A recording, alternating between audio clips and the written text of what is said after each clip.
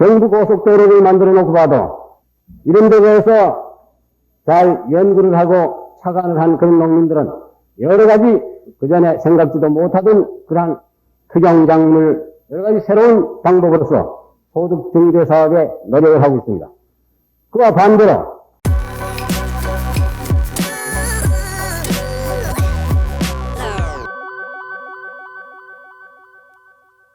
1971년 3월 24일 영동고속도로 개공식 3부 영상입니다. 박 대통령은 고속도로를 만드는 것이 능사가 아니고 잘 활용하는 것이 중요하다고 역설합니다. 고속도로를 따라 근대화의 물결이 밀려들고 농촌, 어촌의 소득이 늘어나는 시대로 함께 달려가자고 힘주어 말합니다. 그러면 정부가 왜 이와 같이 막대한 돈을 들여서 고속도로를 만들고 또는 국도에 대한 포장을 하느냐 하는 것을 여러분들이 잘 아셔야 할 줄 압니다. 지금 이 도로는 1km를 우리가 건설하는데 약 8천만 원이 듭니다.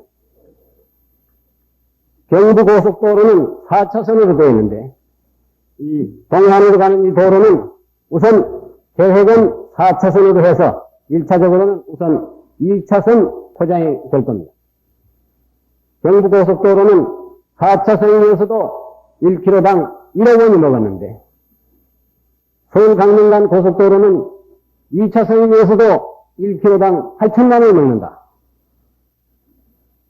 이 도로란 것은 시간이 가면 갈수록 물가가 올라가고 여러 가지 건설 단가가 올라가기 때문에 앞으로는 몇 년 안 가면 2차선을 만드는데 벌써 1억 원이 먹으리라고 생각합니다. 그러한 의미에 있어서 우리나라의 경부고속도로라는 것은 가장 싼 값으로서 건설을 했다 하는 얘기를 여러분들이 아실 수 있을 것이고 또 지금 이 서울 강릉 간의 키로당 8천만 원이라는 것도 이것은 외국에 비하면 굉장히 싸게 먹는 겁니다. 일본이나 다른 나라에서 할 때에는 우리가 하는 돈의 약 7배 내지 한 10배 정도 이렇게 먹는 겁니다. 왜 이 도로를 만드느냐 이렇게 많은 돈을 서울 원주 간에 88억이라는 돈을 들여서 한다. 강릉까지는 170억이라는 돈을 들여서 2년 동안에 강릉까지는 내년 말이면 완전히 개통이 되라고 봅니다. 강원도 도민 여러분들이 1년에 국가에다 바치는 세금을 전부 다 털어도 아마 한 10억 정도 될까 말까 합니다. 그런데 이 도로 하는 명령인데 170억이다. 이것은 우리가 만드는데 여러 가지 목적이 있는 것입니다. 정부가 노리는 가장 중요한 1차적인 목적은 산업 개발에 있는 것입니다. 특히 낙후되어 있는 지방 또는 우리의 농촌과 어촌에 대한 산업 개발을 촉진하자 하는 것이 가장 중요한 목적이라는 것을 여러분들이 아셔야 됩니다.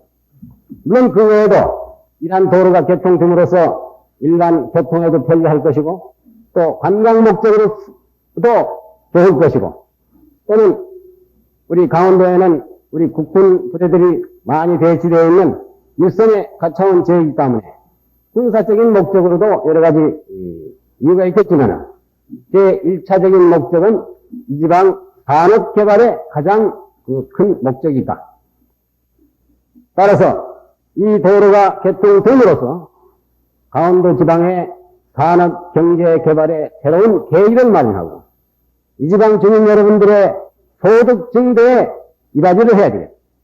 따라서 이 도로가 지나가는 그 연도에 있는 우리 농민들은 앞으로 이 도로를 어떻게 우리가 잘 이용을 하면 우리 지방이 빨리 발전할 수 있고 우리가 모두 더 많은 소득을 올려서 잘 살 수 있는가 하는 그런 방법을 연구를 해야 합니다.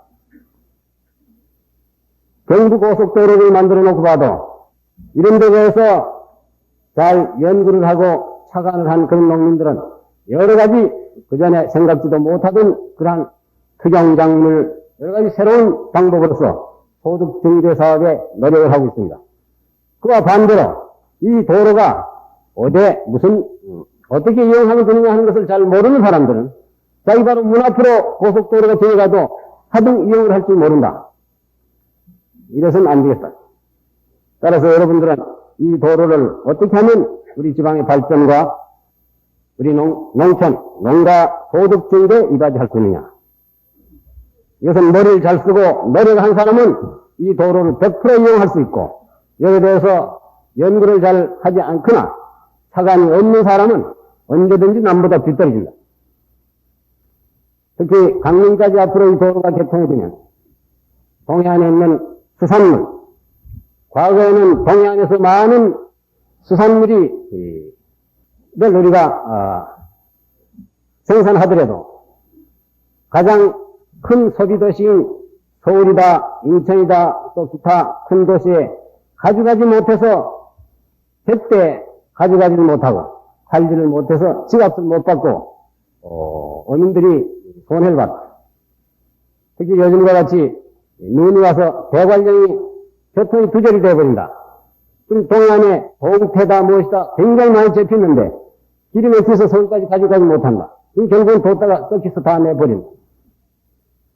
동시에 서울에 있는 사람들은 대관령이 막혀서 동해안에 있는 수산물이 서울에 오질 못해서 서울에 있는 생선 가격이 갑자기 뛰어올라서 여기까지 뒤흘립니다. 이러한 현상들이 있었는데 앞으로는 이 도로가 불과 2시간 반이면 동해안에서 생산한 생선이 서울까지 2시간 반에 갖다 댈 수 있다. 서울에서 이걸 소비하는 사람들도 편리하고 또 이 고기를 잡는 우리 어민들도 편리하고 이 연도에서 여러 가지 새로운 투경작물이라든지 경제작물을 하는 이런 농민들도 빠른 시간 내에 소비지에 이것을 수송을 해서 우리 농가 어촌의 소득을 올릴 수 있다. 이런 것을 여러분들이 잘 연구를 해 주셔야 되겠다. 이 도로가 됨으로써 우리 강원도에는 새로운 근대화의 물결이 점차 미쳐들어온다.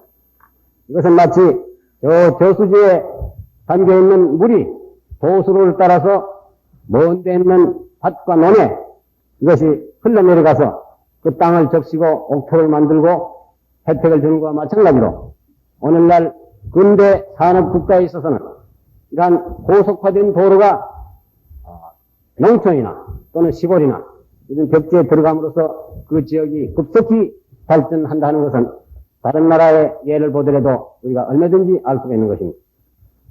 그래도 말씀을 드리거니와 이 도로는 우리 강원도 도민들이 오래전부터 열망하던 사업이고 이것이 오늘날 비로소 시작이 됐는데 앞으로 1년 또는 내년까지는 이것이 완전히 개통되는 데 대비해서 우리 도민들은 이 길을 최대한으로 잘 활용을 하고 이용을 해서 우리 강원도의 개발과 또 우리 농민 소득 증대에 잘 이용을 해 주시다는 것을 여러분들의 당부를 합니다. 특히 이 길이 지나가자면 그 연도에 토지를 매상을 해야 되고 또 일부 농민들이 농토에 여러 가지 피해도 많이 있는 경우가 있다고 생각합니다. 이런 것은 여러분들이 잘 이해를 하시고 협조를 하셔서 이 도로가 예정대로 금년 연말까지는 원주까지 완전히 개통이 되고 내년에는 강릉까지 완전히 개통이 될 수 있게끔 이것은 정부와 도민 여러분들이 협조만 잘 한다면 반드시 예정기일 내에 완공될 것을 나는 확신에 마지 않습니다. 감사합니다.